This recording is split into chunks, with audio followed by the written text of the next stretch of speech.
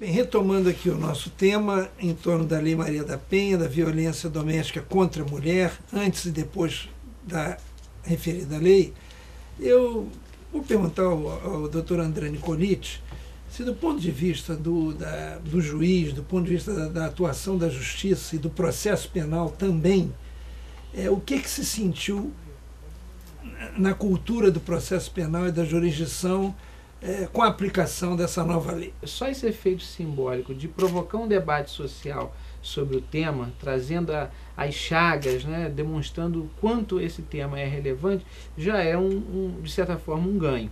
Eu, todavia, não tenho uma visão tão entusiasmada em relação à lei, porque tem alguns aspectos que eu acho que ela deixa a desejar. De forma geral, lógico que é uma lei que trouxe avanços, que foi importante.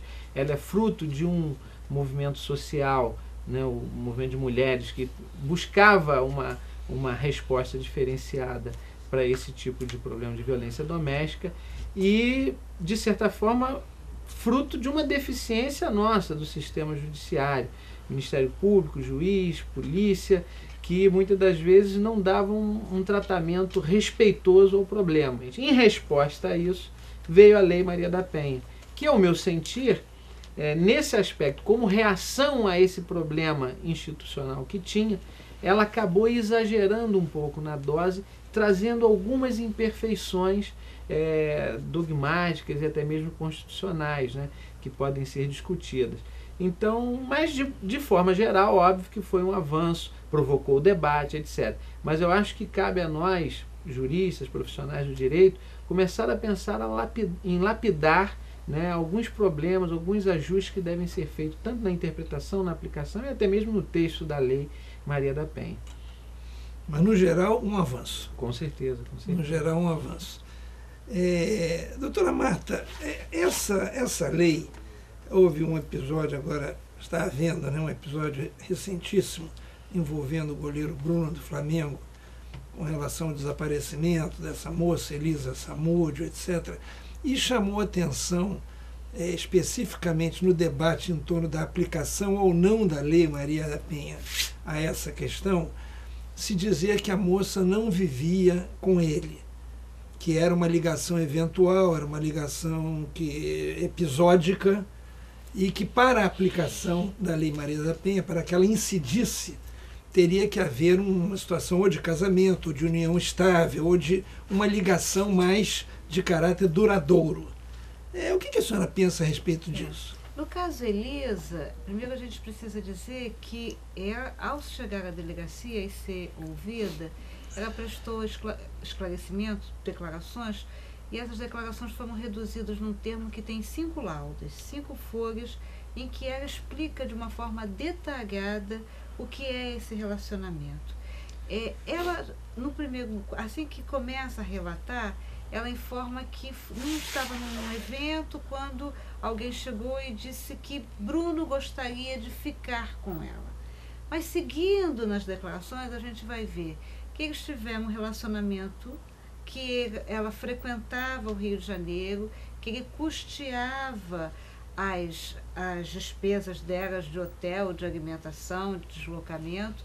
E a gente vai ver que a lei, quando a lei fala, ela não está pensando necessariamente da obrigatoriedade da coabitação, ela não está pensando, ela não estabelece tempo de duração. Então, a meu ver, me parece que ao se negar a medida protetiva, e a medida protetiva foi pela não aproximação, como também a representação pelos alimentos provisionais, já que havia uma indicação de uma paternidade, eu acho que naquele momento não foi uma decisão que eu considero a mais adequada. Eu acho que a lei ela não faz essa diferença, né? E essa é uma ferramenta importante, esse é um diferencial da Lei Maria da Penha, a possibilidade de uma medida protetiva, seja do afastamento do lar, que eu acho que é fundamental para interromper aquela convivência que naquele momento pode ser mais perigosa a ser mantida em conjunto, seja a apreensão de armas. É sempre bom lembrar que as mulheres, sempre que chegam às delegacias, elas trazem muitas informações, né? E essa medida, o afastamento, a proibição de aproximação da vítima e da família e das testemunhas é a medida mais decretada segundo uma pesquisa do Conselho Nacional de Justiça, né? Eu, particularmente, até achava que afastamento do lar fosse a mais utilizada, mas não é essa. Então, eu acho que, nesse sentido, essa decisão de não conceder a medida não foi a decisão mais adequada, porque a Lei Maria da Penha, ela não está estabelecendo necessariamente essa necessidade do casamento, da união estável, e sim da relação, que essa violência ela se dê em razão dessa convivência, dessa relação de gênero, dessa relação afetiva. Ou seja, uma visão mais abrangente, né, de procurar... Uma visão exatamente mais abrangente, eu diria até mais protetora. Eu acho que é isso que o nosso doutor André diz com esse avanço, até porque essa lei ela é uma demanda do movimento social, né? Então, na verdade, é uma lei que quer dar essa proteção mesmo, porque essas mulheres que são as vítimas desse tipo de crime, o autor não está na rua.